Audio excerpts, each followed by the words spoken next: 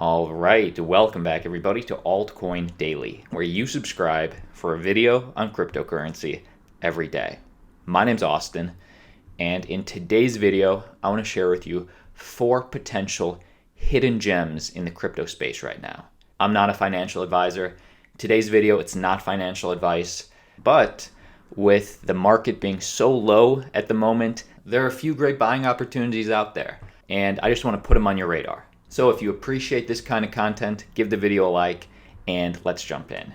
Keep this in mind, out of every altcoin featured in today's video, you chose every single one of them. I reached out to you on Twitter, you helped pick today's list.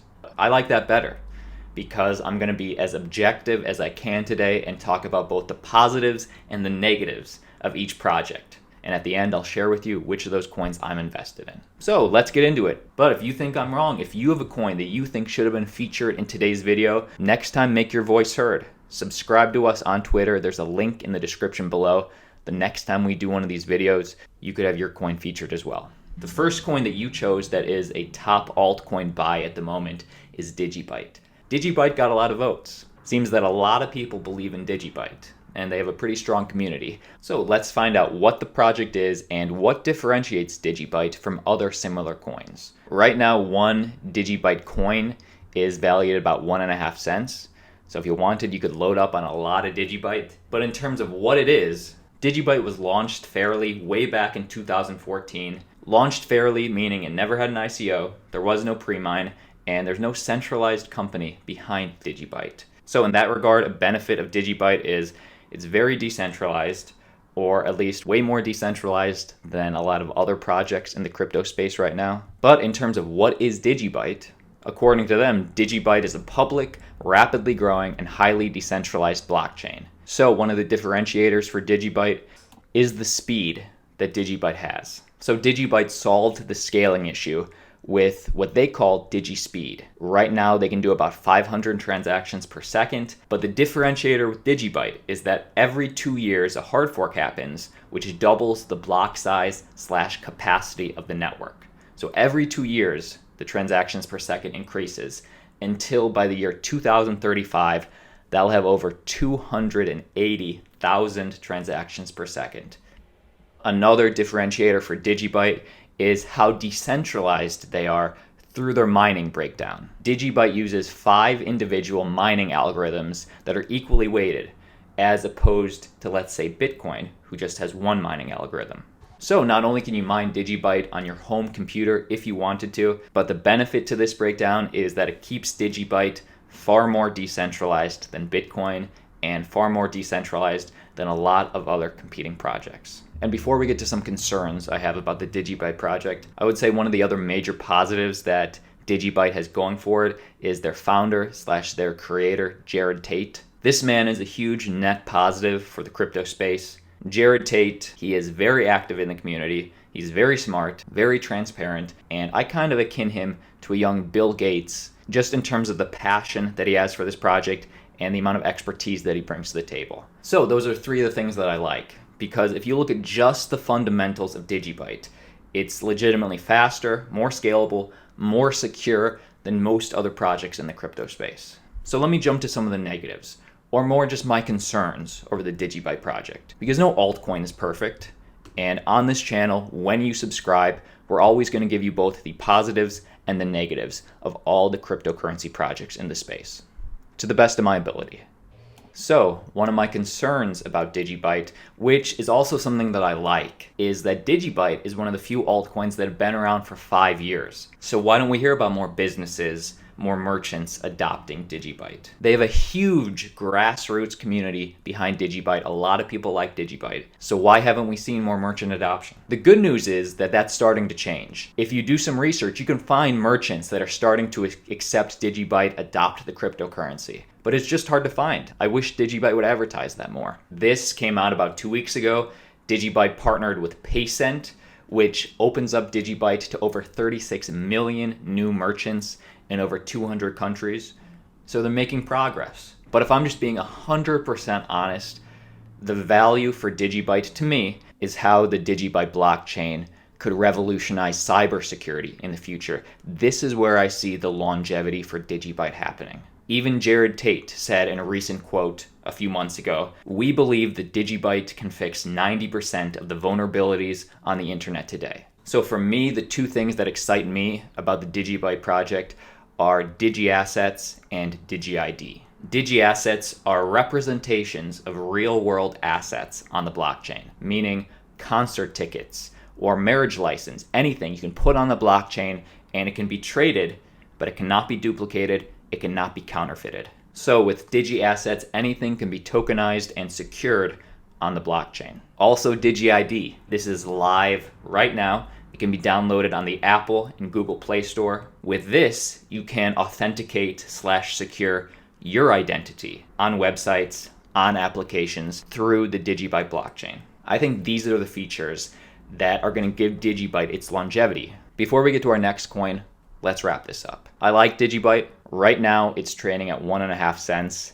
It reached all-time highs back in January of 2018 at around 12, almost 13 cents. I do think DigiByte is a sound long-term investment in the crypto space. But on the short term, I do think there's a good chance that the price of DigiByte could pump a little bit in the short term. On April 19th, in about 4 weeks, DigiByte is having their DigiByte Summit in Amsterdam. A lot of hype around that event could lead to a price uptick. Let's jump to number 2. Grin coin, much like DigiByte in that it's highly community driven, but unlike DigiByte in the fact that it is incredibly new. Just came on the market a few months ago. Before we get to some of the positives as well as the negatives for Grin, let me just share with you what it is. Grin is a privacy coin. It has an anonymous founder. Grin has a leaderless development group. It has a proof of work consensus, meaning you can mine it, and there's no on-chain governance, and there's no pre-mine. So it's more decentralized than not. Grin has better privacy, more scalable privacy than a lot of the privacy coin competition out there. Grin uses a derivation of confidential transactions. What CTs do is that they allow you to encrypt the amount of coins that you're sending to another person. Grin also uses something called CoinJoin, which we've seen in other privacy coins. CoinJoin is a feature where payments from multiple spenders' transactions are combined to form a single transaction, thus making it more difficult for outside parties to determine which payment was intended for which recipient. So Grin's very private. While we have seen those in other privacy coins before, something that Grin has that very few to no other cryptocurrencies have. First off, Grin does not use public addresses. There's no visible address to send it to, keeping every transaction very private. But really the hype behind Grin is the technology behind it, Mimblewimble. Mimblewimble is what allows the speed and the scalability to happen with each transactions while keeping the transaction private. Let me break it down. Usually with other privacy coins, when you add encryption on a transaction, when you add privacy, it makes the transaction slow and bulky. So you sacrifice speed for privacy. What Mimblewimble does, it allows you to keep the lightweight nature of the transaction, keeping the encryption, but keeping the speed as well for the transaction. Because with Mimblewimble, it allows for smaller blocks as well as a smaller blockchain data size. So that's really the value behind Grin. It's a privacy coin that's much less data intensive because of the Mimblewimble tech behind it. Let's talk about some of the disadvantages. First off, Mimblewimble, the technology, it could be used in other cryptocurrencies as well. For example, Mimblewimble could be used to enhance Bitcoin in the future. So if Bitcoin added a privacy feature using the Mimblewimble technology, how relevant would that make Grin? Something to think about. Another disadvantage of Grin is their monetary policy. Grin's issuance is one token issued every second indefinitely, meaning that unlike Bitcoin, there is no fixed supply. Grin coins will continue to get mined forever. So that means early on, especially the first few months / first few years that Grin exists, it means there could potentially be huge inflation / dilution early on in the market, since near the beginning, there will be so few coins in existence. 10 years from now, this won't really matter because the more coins in the ecosystem, the less inflation affects the price of Grin. And the last potential negative, before we talk about price, Grin mining launch draws interest from deep-pocketed investors. A lot of people see a lot of promise in Grin, so much so that There is, by our conservative estimates, $100 million of mostly VC money invested into special purpose investment vehicles to mine Grin. So with Grin, while there was no pre-mine, there's no centralized company behind Grin. From the news articles that I read, there's a lot of VC firms, there's a lot of big money that are trying to collect a large amount of the supply of Grin. Probably like those VCs wish they did back with Bitcoin, back when Bitcoin first came on the market. Just things to think about. Grin is a very low cap coin, currently ranked 216th, and right now trading at $2.72. And we really haven't seen the potential that Grin has to offer in terms of markets that they're on right now. All right, so they have been added, on a lot of exchanges. It seems they're doing the most volume on Hotbit and Gate.io. They are also on KuCoin as well. I know a lot of you are on the X, and Poloniex.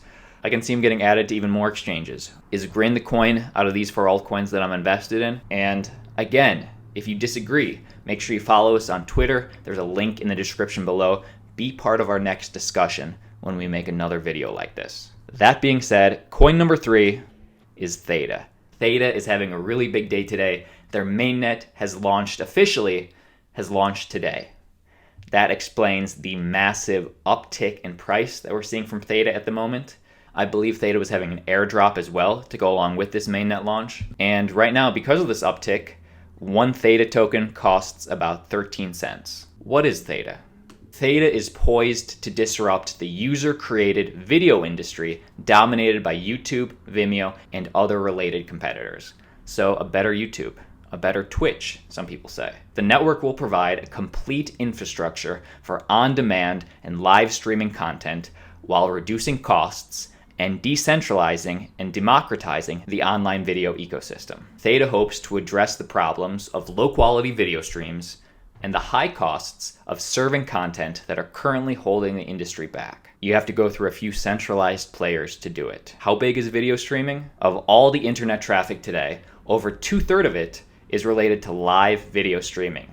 This number is expected to jump to over 80% by 2020. There is no doubt that the live streaming market, especially the esports live streaming market, is exploding. And whether it's Theta or it's another decentralized platform, video streaming is an industry that needs disruption. Theta hopes to address the problems of low-quality video streams and the high cost of serving clients that are currently holding back the industry. Theta is a decentralized solution that can also eliminate gatekeepers that routinely take large cuts of creators' profit and demonetize videos without any warning. So the problem right now is that YouTube and Facebook can demonetize a channel anytime they want to. Also, YouTube, Facebook, any centralized platform at the moment, they have algorithms that control and influence what content they want you to see. Theta could be that solution. Another pain point that Theta is trying to solve is that currently many individuals, especially those located outside of urban areas, struggle to receive high-quality live streams. Theta is looking to improve the video streaming industry by allowing users to voluntarily offer their unused bandwidth to big data companies in return for payment.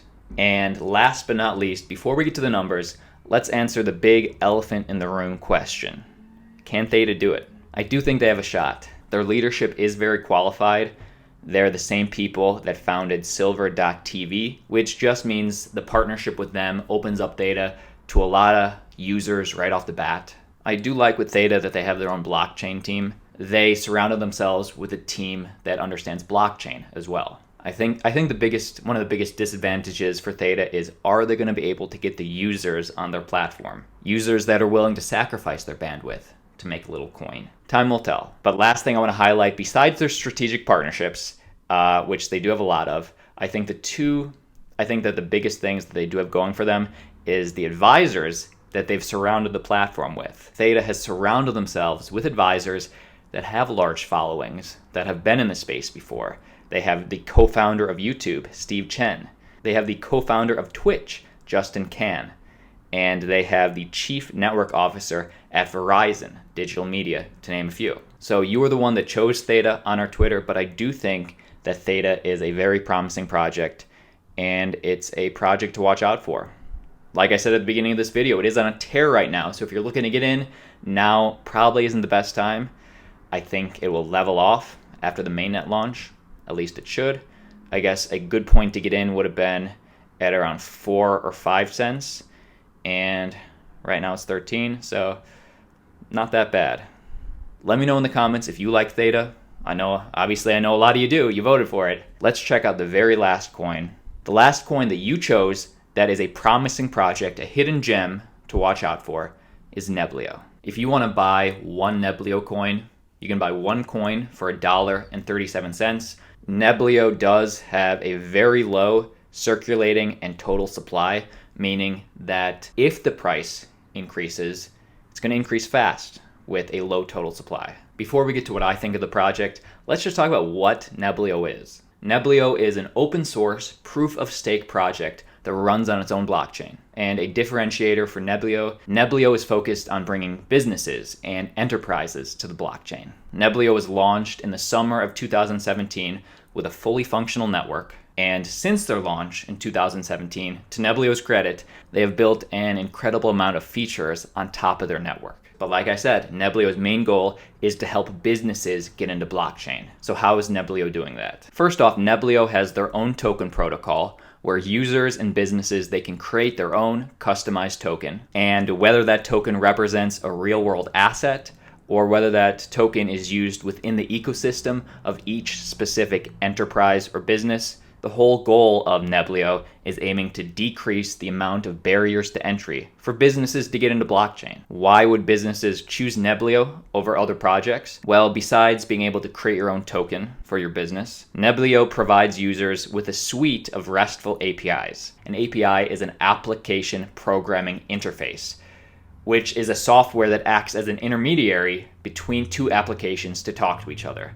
So you use APIs every day. If you're on your phone and you click the weather app, or maybe you click the Facebook app, APIs are being used. What Neblio is offering is an API suite of over 8 different coding languages. So whether it's Python, Java, Go, whatever coding language you're most comfortable with, you're able to use that on the Neblio blockchain. Like I said, lowering the barriers to entry to help businesses integrate blockchain, the Neblio blockchain, into their enterprise. And another highlight of Neblio is QuickSync. What QuickSync does, it downloads a fully synced copy of the blockchain in a very short amount of time.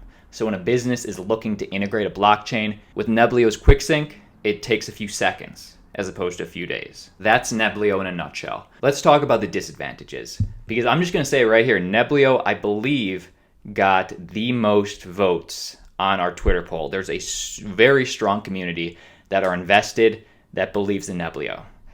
But in my research, I did find not a couple red flags, but just concerns that I have for the project. Neblio has been around since mid-2017. So what I'm looking for is, now that they've been around for a year and a half, who's using them? What are the use cases? Have they seen success in the last 2 years? The very end of their roadmap for 2019 and beyond says industry-wide adoption. I think this needs to be updated.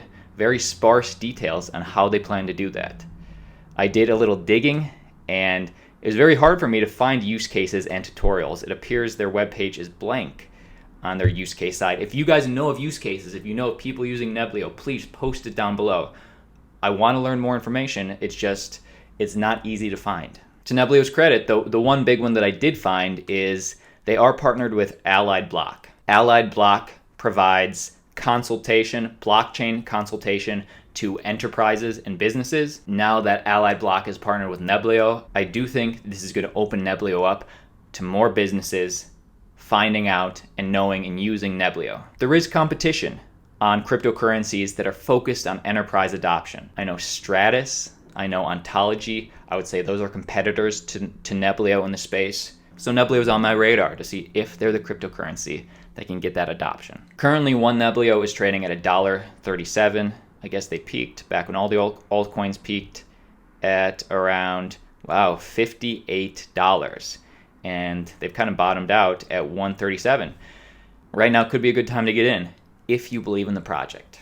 All right, those are 4 altcoins that you voted that I agree with, that are hidden gems in the space that I do see a strong future for. Let me know down below which coin you like, or if there's a different altcoin that you really think has a lot of potential. At the beginning of this video, I did say that I'm only invested in one out of these 4 coins, it's either DigiByte, Grin, Theta, or Neblio. And the truth is, since you were the one that picked all of these coins, I'm actually not invested in any of them at the moment. But after doing this research, I'm going to use this as an opportunity to get in. I think if I had to choose, the 2 that I like right off the bat is DigiByte and Theta. I might be looking for an opportunity to get into DigiByte or Theta as well, although I don't think now would be the ideal time to get into Theta. But those are the 2 that are on my radar. Let me know what's on yours. All right, team, that's the video for today. My name's Austin, and I'll see you tomorrow.